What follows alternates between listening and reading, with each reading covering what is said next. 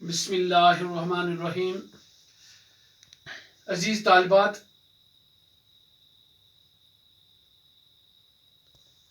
پچھلے چند دنوں سے ہم پڑھتے ہیں ایک انشاء دعوت. اس کو لکھا ہے پروفیسر رشید احمد صدیقی نے. آج ہمیں اس کا 5واں پیراگراف اور 6واں ذیل مطالعہ ہوگا. اسی کے متعلق ہم بات کریں گے. پہلے پڑھیں گے، بعد میں اس کو سمجھنے کی کوشش کریں گے. یہ تو میرے ایام جاہلیت کا قصہ تھا. ہوش سنبھالا تو ایک مشہور شہر میں ڈپوٹیشن پر جانے کا اتفاق ہوا. رمضان کا مہینہ تھا. شام کو وہاں کی مشہور مسجد کے امام صاحب کے اختیار پر ہم سب مدعو تھے.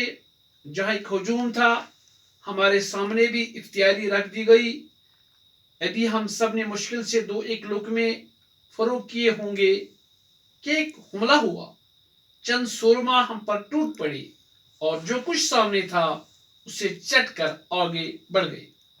معلوم ہوا کہ وہاں کا یہی دستور تھا کہ جو چاہے، جس کے سامنے چاہے، اختیاری اچک لے. ایسا کرنے سے میزبان کو ثواب ملتا ہے. ہمارے ساتھ ایک روہیل کھڑی پٹھان طالب علم تھے. وہ بڑے متحیر ہوئے.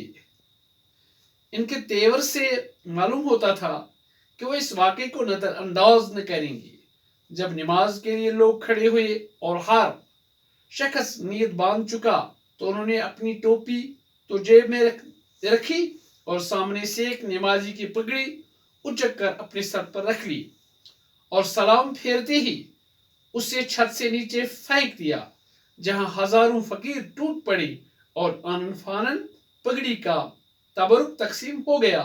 جھگڑا بڑھا تو انہوں نے فرمایا، ہماری طرف دستور ہے کہ نماز میں جس کا امامہ چاہے اچک لے. نماز کے بعد وہی امامہ گربا میں لٹوا دیا جاتا ہے. اس امامے کے جتنے پرزے ہوتے ہیں اتنے ہی ہزار محل اور باغات امام کو جنت میں ملتے ہیں. اس کی دھجیاں بچوں کے لیے گلے میں ڈال دی جائیں تو سبیاں نہیں ہوتا. جوان باندھ لیں تو ان پر جیل کھانا حرام ہو جاتا ہے. بوڑھے استعمال کرے تو آنتیں اترنے سے محفوظ رہتی ہیں. بہرحال امام صاحب کے کہنے سننے سے معاملہ رخت گذشت ہو گیا. رات کو دعوت تھی. سارے مہمان 2 زانوں بیٹھے. بالکل ایسا معلوم ہوتا تھا جیسے مول سڑن صاحب کی تاریخی ہند میں ٹھگوں کا گروپ ہے. ہم سب بھی بیٹھ گئے. ایک بڑی سینی میں بریانی کا احرام مصر بنا ہوا تھا، جس کے اوپر ایک دیگچی شوربے کی انڈیر دی گئی. لوگ سینی پر ٹوٹ پڑے اور براہ راست دست بدہن ہو گئے. دست بدہن کو آپ محض ہینڈ ٹو ماؤتھ کا محاذر تصور فرمائے. ہمارے روہیل کھڑی دوست چپ چاپ بیٹھے رہے. میزبان تو انہیں دیکھ کر خاموش رہی، لیکن ایک بزرگ جن کی داڑھی چاولوں کی مالا بن گئی تھی اور شوربہ گنگا جمنی خضاب کی بہار دکھا رہا تھا، کعب سے سر اٹھائے بغیر بولی، کھاؤ سیٹ صاحب، کھاؤ نہیں تو ایک مسلمان کا مال چھایا ہوگا.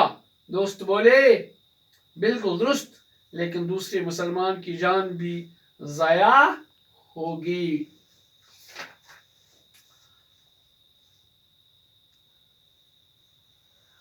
رشید احمد صدیقی فرماتے ہیں، یہ تو میرے ایام وقت مدت دن جہالت کا قصہ. ہوش سنبھالا تو ایک مشہور شہر میں مجھے ملازمت کے لیے ڈپٹیشن پر بھیجا گیا. اتفاق سے روزوں کا مہینہ تھا. تو شام کو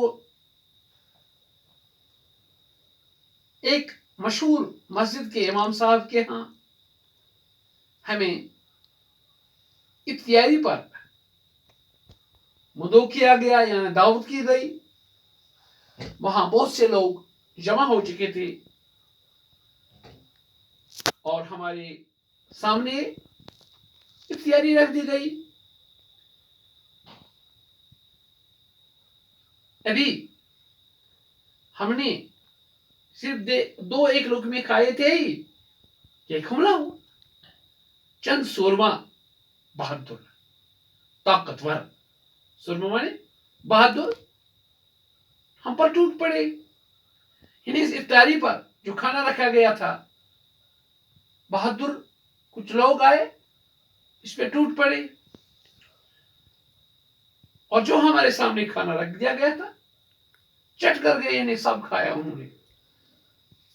اور پھر معلوم ہوا کہ اس بستی کا اس مسجد کا یہی دستور ہے, یہ رواج ہے کہ جو افطاری میں سامنے رکھ دیا جائے لوگ آتے ہیں اس پر ٹوٹ پڑتے ہیں اور لے جاتے ہیں. اور ان کا خیال ہے کہ ایسا کرنے سے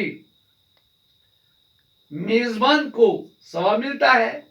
ایک ہو گیا مہمان جس کو دعوت دی گئی ہو, دوسرا ہو گیا میزبان جس کے یہاں مہمان گیا ہے. ہمارے ساتھ ایک روہیل کھڑ کے رہنے والے پٹھان طالب علم تھے. بڑے حیران ہوئے اور اس کے تیور سے معلوم ہوتا تھا کہ وہ اس واقعے کو نظر انداز نہیں کریں گے, بلکہ اس نے اس واقعہ کو بڑی سنجیدگی سے لیا. جب نماز کے لیے لوگ کھڑے ہوئے اور نیت باندھ چکے تو اس نے اپنی ٹوپی جیب میں رکھی اور سامنے سے